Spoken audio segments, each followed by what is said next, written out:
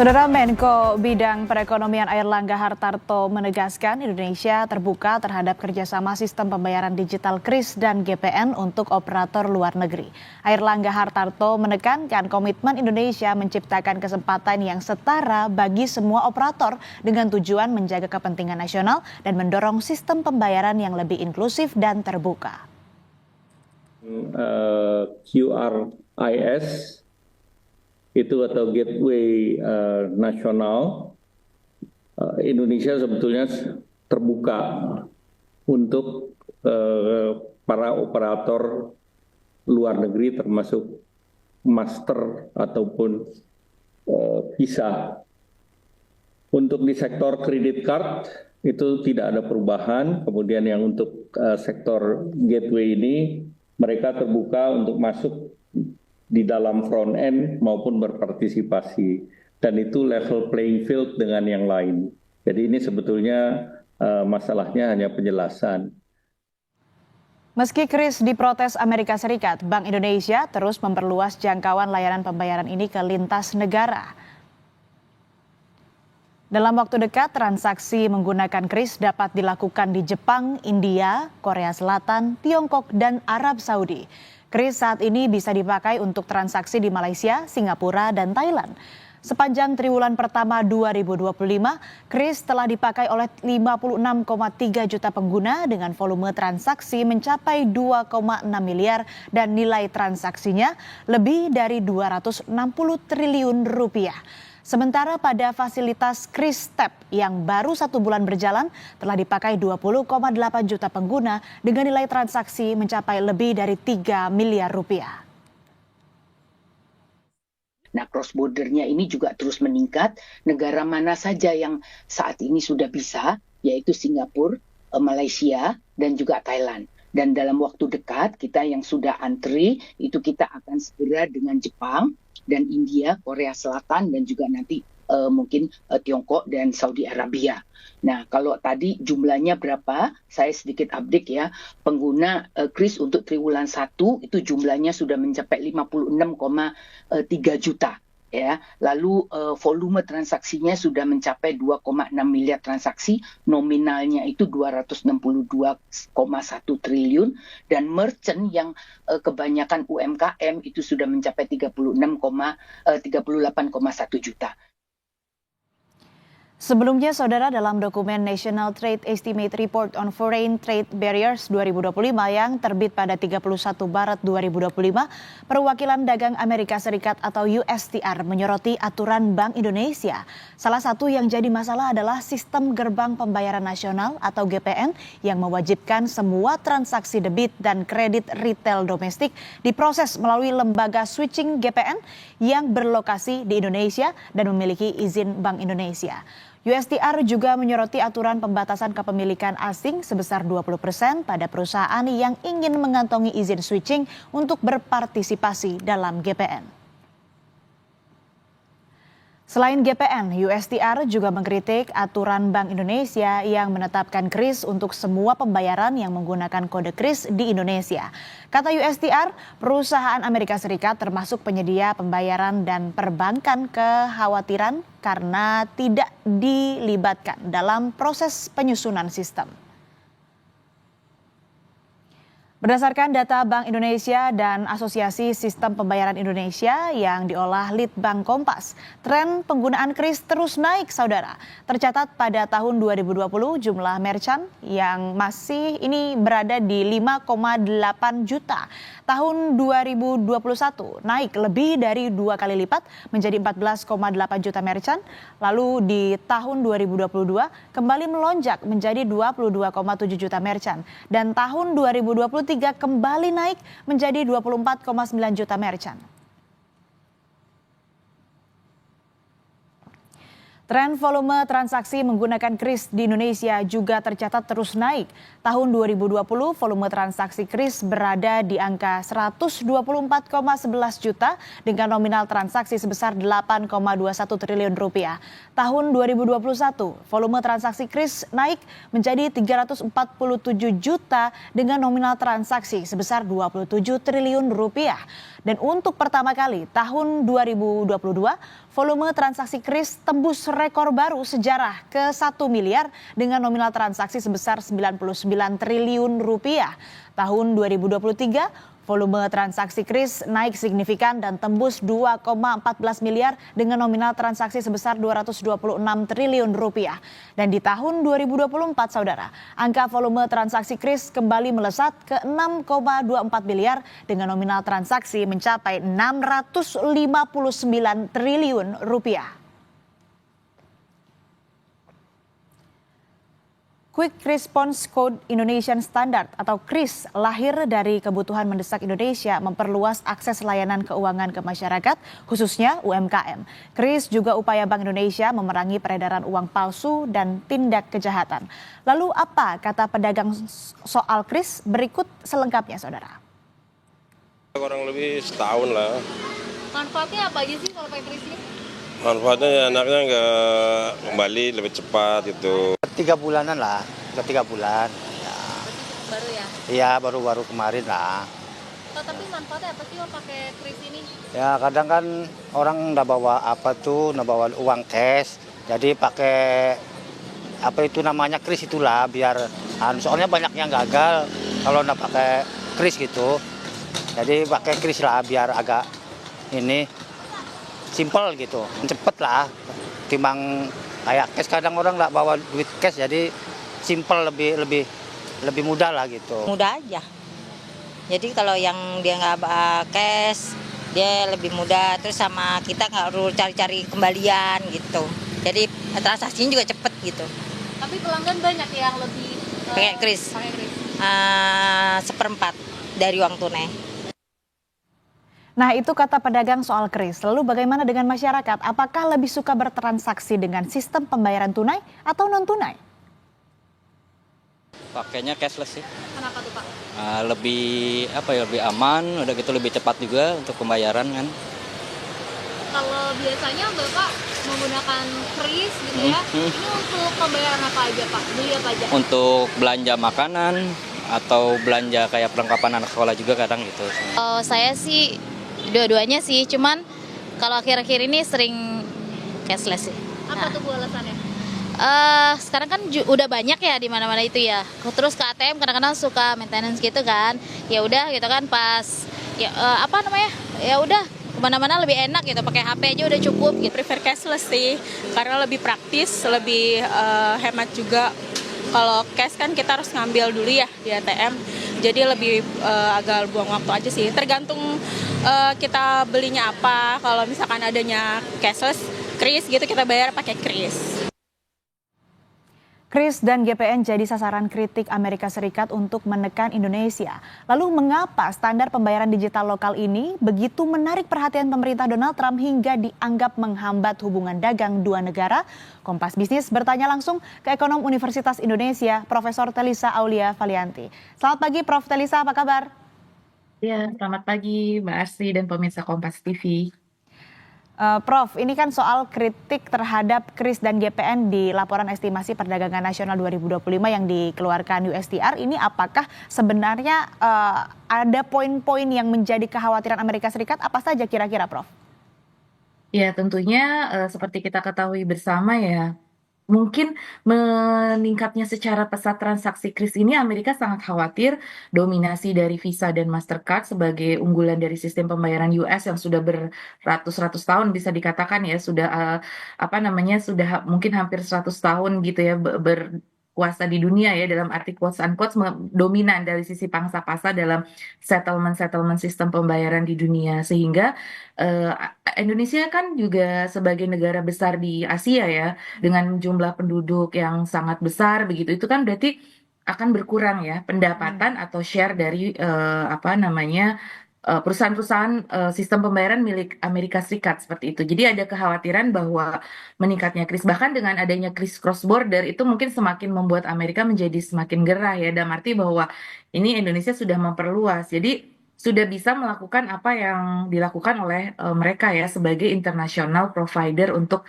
sistem pembayaran seperti itu. Jadi cukup mengkhawatirkan dari sisi ya lama-lama nanti bisa menjadi pesaing di masa yang akan datang. Namun sebetulnya yang perlu kita cermati adalah ini bukan hanya dilakukan oleh Indonesia. Kalau kita ingat Cina ya Mbak ya.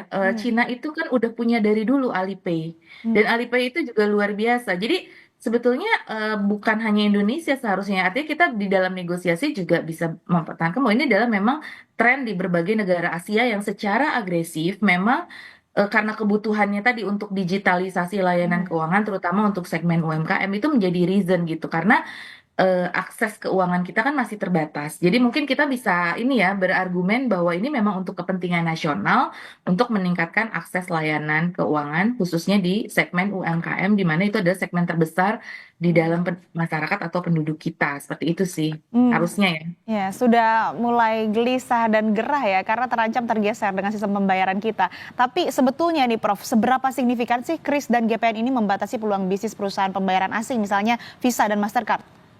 Ya, jadi kalau kita lihat sebenarnya gini, tergantung underlying transaksinya ya. Sebetulnya bukan berarti Visa dan Mastercard itu tidak kita butuhkan sama sekali lagi. Jadi tergantung underlying. Jadi maksudnya otoritas moneter sejauh ya ataupun perbankan ya dan pelayanan jasa otoritas jasa keuangan di Indonesia bahwa kenapa sih kita mengembangkan itu? Salah satunya untuk mengurangi ketergantungan dan melakukan spesialisasi. Jadi seperti ini. Kalau misalkan transaksi itu antara perusahaan X dengan perusahaan Y yang itu sama-sama domestik. Nah, kenapa kita harus pakai settlement asing? Karena biayanya lebih tinggi. Nah, tetapi eksportir misalkan atau importir di Indonesia yang bertransaksi dengan pihak luar negeri di mana punya underlying transaksi mata uang asing, nah itu boleh dong pakai memang membutuhkan gitu lembaga-lembaga internasional karena kan mereka di dua negara yang berbeda. Misalkan yang satu di Indonesia, yang satu di Inggris gitu atau di Eropa ya wajar kita menggunakan internasional yang harganya lebih mahal memang charge transaksinya dan mereka memang lebih berpengalaman untuk men-settle transaksi internasional. Tapi yang ingin ini kan kalau sesama domestik dengan domestik kenapa harus menggunakan settlement internasional yang tentunya akan lebih tidak efisien ya. Artinya secara waktu settlementnya kemudian juga secara terutama dari sisi biaya ya karena biaya yang di-charge itu biasanya lebih mahal karena mereka punya rate yang mungkin antara settlement Indonesia dengan Amerika atau Indonesia dengan UK dengan Indonesia mungkin hampir sama. Jadi cukup mahal ya kalau secara biaya transaksi gitu. Jadi sebetulnya Visa ataupun Mastercard ataupun brand-brand lain yang ini kan kita tidak menyebutkan salah satu tapi kan istilahnya provider-provider asing yang milik Amerika Serikat jasa penyedia layanan itu sebetulnya tidak perlu khawatir juga karena tren transaksi internasional kita juga meningkat ya ekspor impor kita kan juga. Nah, jadi sebetulnya masih ada ruang. Jadi ini sebenarnya kompetisi. Jadi bagaimana para pelaku usaha ini berkompetisi meningkatkan layanan. Nah, seharusnya bagi penyedia asing ini bisa menjadi suatu momentum untuk memperbaiki layanan atau efisiensi. Misalkan dari sisi biaya, mereka bisa dong menurunkan biaya supaya kompetitif misalkan. Nah, kalau harganya murah, orang juga mungkin ya nggak apa-apa saya pakai ini ya. Itu pilihan gitu misalkan. Dan masing-masing punya keunggulan. Nah, itu menurut saya tuh jadi sebetulnya Bank Indonesia saya rasa juga tidak membatasi ya dalam maksudnya ada aturannya tetapi tetap ada ruang karena di dalam peraturan Bank Indonesia ataupun PADG yang saya lihat itu bahwa terkait sistem pembayaran ini sebetulnya kalau kita lihat daftar-daftar penyedia di Asosiasi Sistem Pembayaran itu ada kok perusahaan-perusahaan asing itu diberikan selama tapi syaratnya mereka harus bermitra dengan PJP lokal ataupun acquirer lokal kayak gitu. Jadi kemitraan. Jadi mendorong kemitraan antara asing dengan lokal seperti itu sih. Jadi sebetulnya masih ada ruang ya selama transaksi internasional kita meningkat dan ini sebetulnya ruang buat para penyedia jasa internasional itu untuk kompetitif bersaing dengan local brand seperti itu atau dengan local provider. Ya, USTR juga kan menyoroti aturan soal GPN mengenai pembatasan kepemilikan asing sebesar 20% ya pada perusahaan yang ingin mengantongi izin switching untuk berpartisipasi dalam GPN. Nah, kalau misalnya ada perubahan persentase, bagaimana dampaknya nih ke ekosistem bisnis begitu, Prof? Tapi jangan dijawab dulu, Prof Telisa, kita jeda sejenak, tetaplah di Kompas Bisnis. Kembali di Kompas Bisnis, Saudara, dan kami masih bersama dengan Ekonom Universitas Indonesia, Profesor Telisa Aulia Valianti. Prof Telisa, seperti yang sudah saya singgung di segmen sebelumnya, USTR kan ini menyoroti aturan soal GPN mengenai pembatasan kepemilikan asing sebesar 20% pada perusahaan yang ingin mengantongi izin switching untuk berpartisipasi dalam GPN. Nah, kalau misalnya ada perubahan persentase, bagaimana nih dampaknya terhadap ekosistem bisnis, Prof Telisa? Ya, jadi tentunya kalau saya sebelumnya ya untuk mengubah itu kita juga harus benchmarking dengan hati-hati ya karena waktu itu pemerintah dalam membangun ini juga sudah meneliti lah terlebih dahulu berapa sih yang maksimum bisa kita lakukan karena sebetulnya memang asing itu yang full asing ya sebetulnya dibuka juga tuh untuk izin syuting itu sebetulnya kemitraan jadi artinya selama mereka punya badan hukumnya di Indonesia supaya tadi ya aspek pajaknya aspek keamanan itu bisa betul-betul kita kontrol gitu loh jadi sebetulnya punya asing tapi kalau mereka punya saham juga di perusahaan-perusahaan Indonesia tuh bisa juga jadi sebenarnya lewat joint ventures atau lewat apa ya. Jadi ini kan yang full asing sebetulnya yang 20% itu. Tapi di domestiknya sendiri mereka tuh sebetulnya masih punya peluang untuk kerjasama ataupun kemitraan seperti itu. Nah itu juga kalau masih bisa kita pertahankan ya. Karena sebenarnya gini, dari sisi surplus neraca jasa ya, kalau kita lihat kemarin USTR itu kan cuma ngomongin surplus apa defisit Amerika yang perdagangan. Sebetulnya dalam konteks kemarin bahas tarif juga saya selalu bilang, jangan lihat perdagangan aja, lihat jasanya. Kalau secara jasa kita itu defisit dengan Amerika dan itu sudah lama karena jasa-jasa dari US itu jasa-jasa high tech ya, seperti teknologi tinggi ya, seperti kita menggunakan berbagai aplikasi, kita harus bayar intellectual property right, information communication services charge. Jadi kita tuh sebenarnya udah defisit gitu. Nah, terus kalau kita lihat data terakhir ya, tadi saya coba plot ini data. Jadi data mengenai neraca jasa untuk sektor telekomunikasi informasi, untuk intellectual property right, untuk neraca jasa keuangan. Karena nanti kayak jasa-jasa provider ini akan relate dengan 3 hal itu. Dan kita itu ternyata defisitnya itu trennya semakin meningkat gitu loh. Dari sisi telekomunikasi informasi, intellectual property right, dari sisi neraca jasa keuangan, semua trennya itu tanpa ini maksudnya tanpa belum ada aturan itu dirubah pun, nah kita tunjukkan gitu loh ke Amerika di dalam negosiasi. Kita tuh udah defisit juga. Nah, defisitnya ini belum dilihat per negara ya, saya belum sempat breakdown, tapi setahu saya di teknologi informasi komunikasi dan jasa keuangan itu US sangat dominan sebagai mitra jasanya gitu. Karena mereka kan memang penyedia high tech dan juga untuk financial services di dunia gitu. Jadi sebenarnya mereka nggak perlu takut ya maksudnya dengan tanpa kebijakan itu pun defisit kita tuh sudah makin melebar begitu.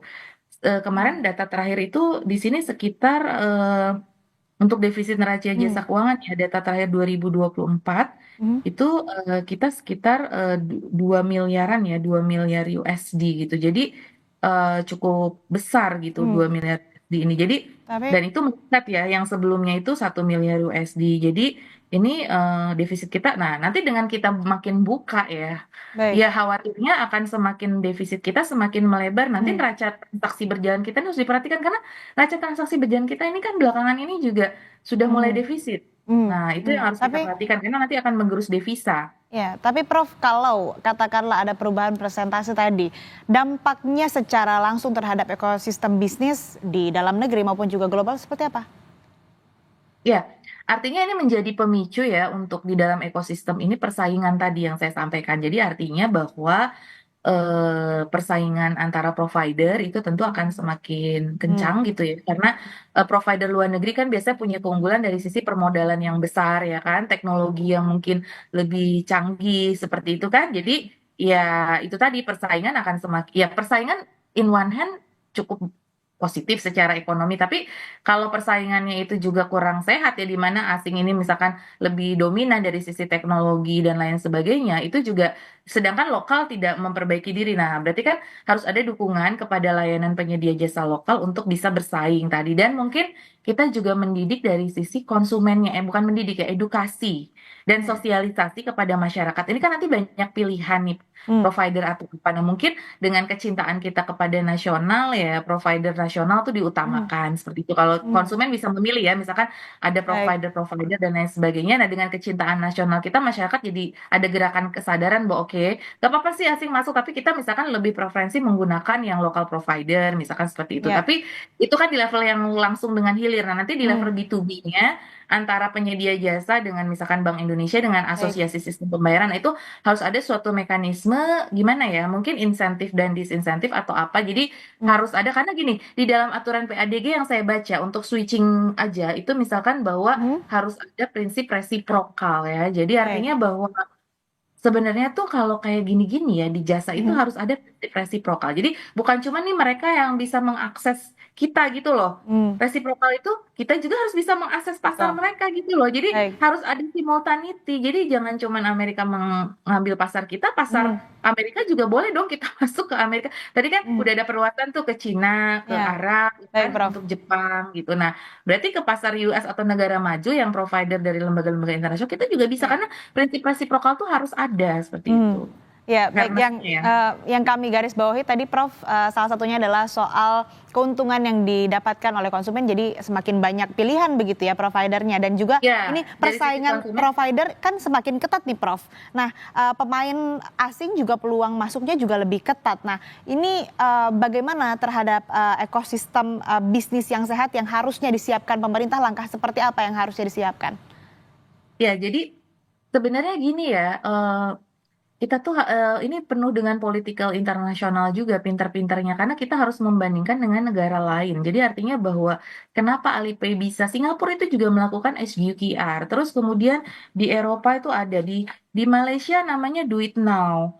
Jadi masing-masing negara ASEAN itu memang cukup agresif mengembangkan. Jadi untuk ekosistem ini, kalau saya lihat sih bahwa kita juga harus punya benchmarking ya, negara-negara lain seperti apa. Jadi kita juga harus bilang ke US, ini bukan cuma Indonesia loh yang melakukan ya. Ini juga istilahnya kita harus lebih bisa mempertahankan sih, maksud saya tetap ada ruang-ruang ya. Dan kemudian bagaimana kita membina juga para provider ini supaya mereka juga lebih kompetitif seperti itu. Jadi saya rasa Indonesia sudah cukup panjang perjalanan dan pengalamannya. Kita bisa lah bersaing ya dari sisi teknologi, dari sisi SDM, dari sisi efisiensi. Jadi ekosistem ini harus didukung ya, misalkan oleh termasuk lembaga pembiayaan misalkan untuk mendukung para provider supaya lebih efisien. Kemudian tapi dukungan dari pemerintah ini kan nanti berupa insentif dan disinsentif. Jadi bagaimana menciptakan regulasi dengan ekosistem yang sehat tapi membiarkan mereka juga bisa berkembang begitu ya. Dan ya artinya gini, selalu nih kita bicara ya between local dan luar negeri gitu ya, versus gitu ya. Nah ini kan sebenarnya tadi badan hukumnya seperti apa, mereka nanti kontribusi ke ekonomi Indonesia seperti apa, ke perpajakan seperti apa. Nah itu kan harus ada juga kita teliti ya. Jadi ekosistem ini dari hulu sampai hilirnya harus kita lihat lagi, sehingga tadi ya keseimbangan neraca yang saya khawatirkan tuh tadi, keseimbangan neraca jasa kita ini loh nanti akan tambah parah gitu apabila ekosistemnya ini tidak kita bangun. Nah, menurut saya ekosistem ini tanpa adanya diplomasi yang kuat, Mbak. Mau kita bangun ekosistem sesehat apapun kalau kita nggak bisa mempertahankan gitu loh. Karena ini kepentingan nasional dan tadi kita harus argue di sisi prinsip resiprokal. Jadi artinya gini, kita ada masalah tapi ada peluang nih. Harusnya kita bisa memperjuangkan juga, oke, kalau provider asing bisa ke kita juga berarti bisa ke pasar asing gitu loh. Nah, itu harus kita perjuangkan. Nah, dengan diplomasinya, jadi dari sisi kebijakan di jasa sektor keuangannya, menyiapkan para provider supaya lebih siap dari persaingan ini, terus nanti mungkin kita siapkan, saya belum kepikir sih, tapi selalu ada mekanisme insentif disinsentif untuk memberikan uang tadi kepada para pelaku lokal, terus dengan edukasi ke masyarakat, terus kemudian di diplomasinya, jadi harus sinergi gitu ya, dari sisi kebijakan di diplomasinya harus kita perjuangkan juga gitu loh. Bahwa ya ini bukan cuma Indonesia, seluruh negara Asia juga memang mengembangkan seperti itu. Dan kami tangkap. Baik, Prof. Talisa, kami tangkap maksud Anda, regulasi dengan ekosistem yang sehat dan juga tadi diplomasi yang baik menjadi kunci. Terima kasih Prof. Talisa Aulia Valianti, ekonom Universitas Indonesia, telah bergabung bersama kami di Kompas Bisnis. Sehat selalu, Prof.